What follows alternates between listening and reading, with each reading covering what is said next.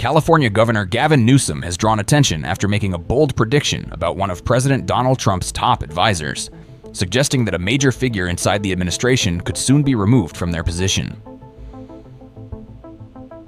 According to reports, Newsom publicly predicted that Stephen Miller, a senior advisor and one of the most influential figures in the administration's immigration policy, could be the next major official to be removed from his role. Newsom made the statement publicly, and the comments quickly gained attention across political media and social media platforms. The comments came as reports continued about internal disagreements and tensions related to immigration enforcement strategies and how certain operations were being handled within the administration. Some reports suggested there were differences in opinion among officials about enforcement tactics and public messaging.